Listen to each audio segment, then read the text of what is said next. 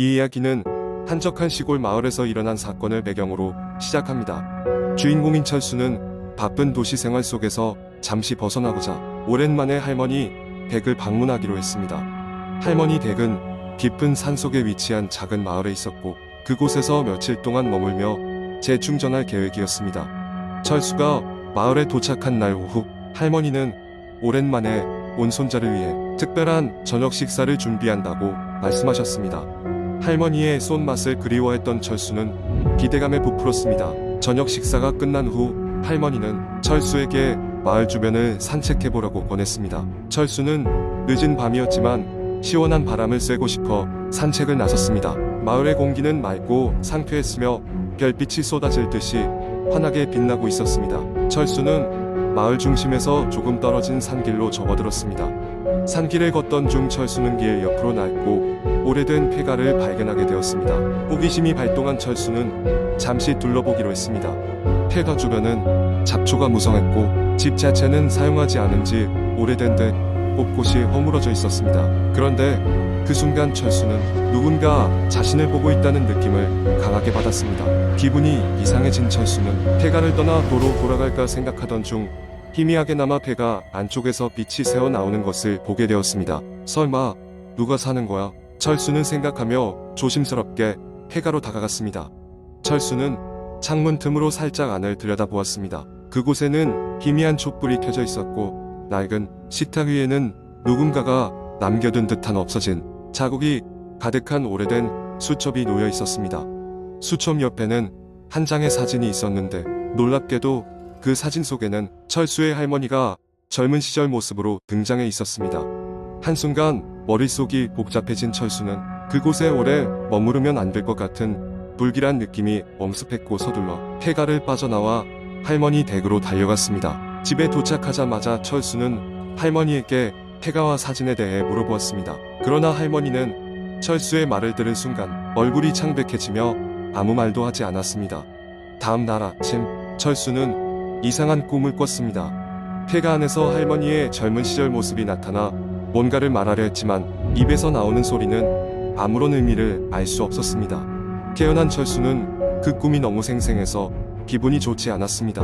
할머니는 여전히 침묵을 지키고 있었고 철수는 무언가를 알아내야겠다는 생각에 폐가로 다시 향했습니다. 이번에는 더 꼼꼼하게 폐가를 살펴보기로 결심했습니다. 집 안으로 들어간 철수는 정체 모를 악취와 함께 오래된 가구들이 널브러져 있는 것을 발견했습니다.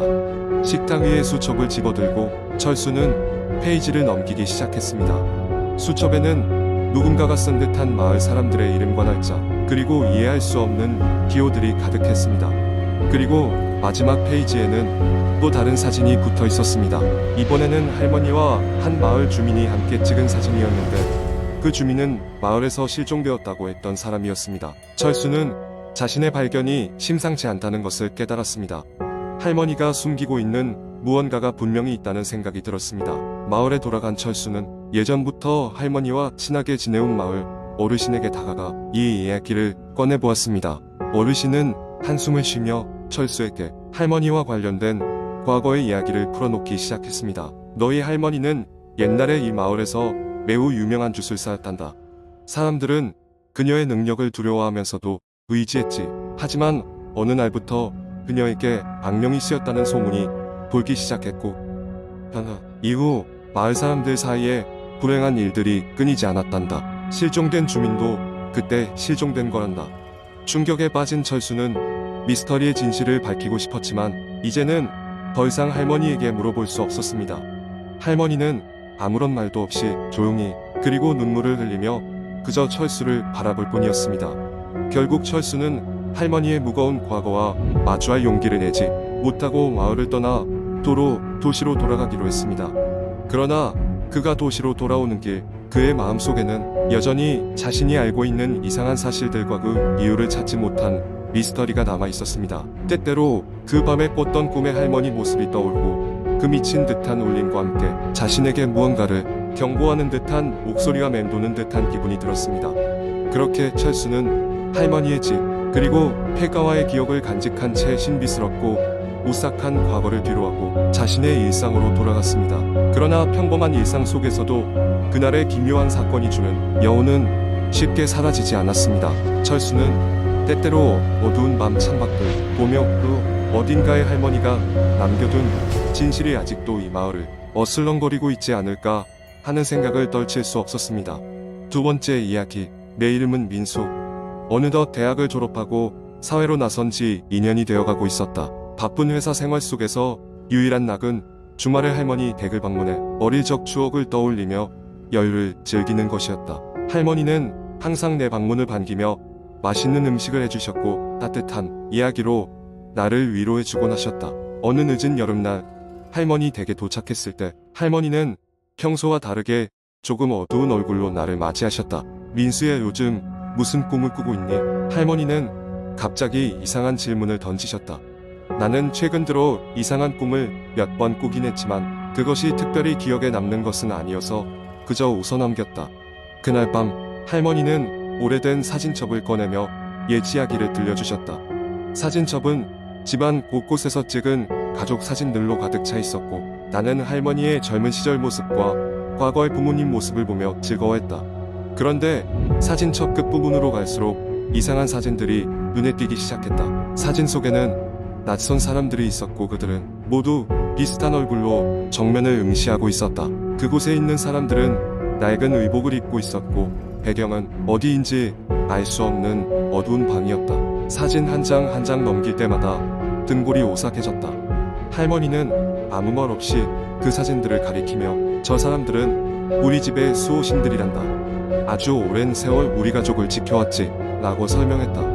나는 무슨 말인지 이해할 수 없었고 할머니는 별다른 설명 없이 그저 조용히 웃으셨다. 그 후 몇 주간 꿈속에서 이상한 일이 벌어졌다. 꿈속에서 나는 낡은 방 안에 있었고 그곳에서 사진 속 사람들을 직접 볼 수 있었다. 그들은 모두 무표정한 얼굴로 나를 바라보고 있었다. 깨어났을 때는 언제나 식은땀으로 범벅이 되어 있었다. 점점 꿈은 더 생생해졌고 어느 날 밤 꿈속에서 그들이 나에게 다가오기 시작했다. 그들의 차가운 손이 나를 스칠 때마다 알 수 없는 공포감이 엄습했다. 나는 꿈이 현실인지 헷갈릴 정도로 경계를 잃어갔다. 할머니를 찾아가 이 이상한 꿈에 대해 말씀드렸을 때 그녀는 놀랍지 않다는 듯 차분하게 말했다. 시간이 됐구나. 이제 내가 그들을 받아들일 때가 되었어. 할머니의 말에 나는 더욱 혼란에 빠졌다. 할머니는 과거 우리 가족에 얽힌 비밀을 이야기해 주셨다. 오래전 우리 조상들은 마을을 지키기 위해 특별한 사람들의 도움을 받았고 그들은 죽은 후에도 가족을 지키는 영적 존재로 남아 있었다고 했다. 할머니는 나에게 그 전통을 이어받아야 할 책임이 있다고 했다. 난 쉽사리 할머니의 말을 믿을 수 없었지만 그 후로 꿈은 더욱 구체화되었고 마치 그 사람들이 나에게 중요한 메시지를 전달하려는 것처럼 느껴졌다. 나는 차츰 그들의 눈빛에서 두려움이 아니라 안도감을 찾기 시작했고 그들이 우리 가족을 위한 수호신이라는 사실을 받아들일 수 있었다. 몇 달 뒤 할머니는 편히 눈을 감으셨다. 그리고 그날 밤 나는 꿈속에서 마지막 인사를 나누었다. 익숙한 얼굴들이 여전히 그곳에 있었고 할머니도 그들과 함께 평화롭게 웃고 계셨다.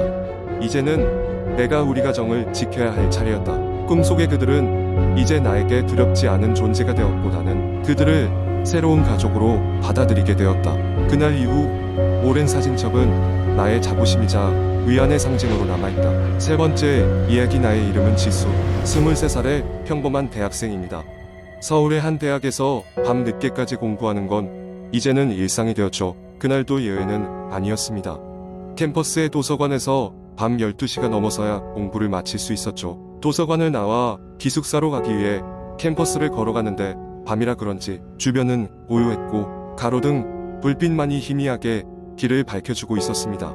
중간쯤 걸어가고 있는데 희미하게 누군가 부르는 소리가 들렸습니다. 지수야. 처음에는 바람 소리인가 싶었지만 분명 제 이름을 부르는 소리였습니다. 주변을 둘러보았지만 인기척은 보이지 않았고 그냥 피곤해서 잘못 들었나 보다 하고 걸음을 계속했죠. 그때였습니다. 뒤에서 발자국 소리가 들리기 시작했습니다. 누군가가 따라오는 듯한 느낌에 얼마나 무섭던지 차마 뒤를 돌아볼 용기가 나지 않았습니다. 그저 빠르게 걸음을 옮겼습니다. 발걸음을 재촉할수록 발자국 소리도 빨라졌습니다. 달리기 시작하자 소리도 점점 가까워졌고 심장이 터질 것만 같았습니다. 기숙사 건물이 보일 즈음 발걸음을 멈추고 뒤를 돌아봤습니다. 아무도 없었습니다. 빨리 기숙사 안으로 들어가 엘리베이터를 타고 올라가려는데 그 순간 엘리베이터 문이 닫히기 전에 한 여자가 서 있는 것이 보였습니다. 창백한 얼굴에 긴 머리카락을 늘어뜨리고 무표정으로 저를 바라보고 있었습니다. 깜짝 놀라 눈을 떴지만 다시 눈을 뜨니 아무도 없었습니다. 방에 들어와서도 그 여자의 모습이 잊혀지지 않았습니다. 이상한 느낌에 창문을 확인하고 문이 제대로 잠겼는지 몇 번씩 확인하고 나서야 겨우 잠에 들 수 있었습니다. 그날 밤 꿈속에서 똑같은 여자와 마주쳤습니다. 그녀는 이번에는 말을 걸어왔습니다. 너 왜 그때? 잠에서 깨어났을 때 시계는 새벽 3시를 가리키고 있었습니다. 땀으로 범벅이 된 내 모습을 보고 숨이 턱 막혔습니다. 그제야 한 가지 떠오르는 것이 있었습니다. 몇 달 전 캠퍼스에서 실종된 여학생이 있다는 소문이 있었는데 어쩌면 그게 꿈에서 본 여자가 아닐까 하는 생각이 든 것입니다.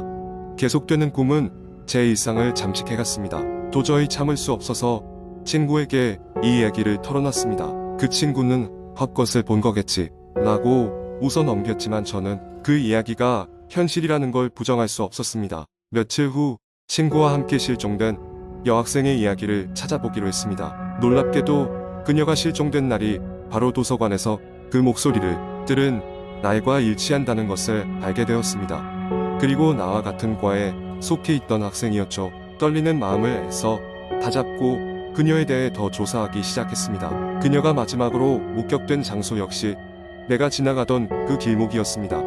이 모든 게 단순한 우연일까 생각할수록 소름이 돋았습니다. 그 이후로 도서관에서 늦게까지 공부할 때면 여전히 가끔 그녀의 목소리가 들렸습니다.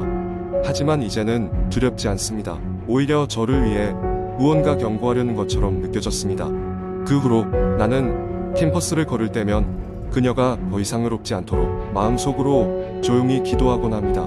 그리고 더 이상 그녀의 모습은 보이지 않지만 왠지 모르게 항상 지켜보고 있다는 느낌을 받죠. 지금도 때때로 그녀의 마지막 외침이 귓가에 맴돕니다. 너는 내 말 들어줘서 고마워. 그 이후로 나는 그 길을 지날 때마다 혼자가 아니라는 생각에 미소 짓곤 합니다. 그녀가 미처 전하지 못한 마지막 메시지를 기억하면서 말입니다.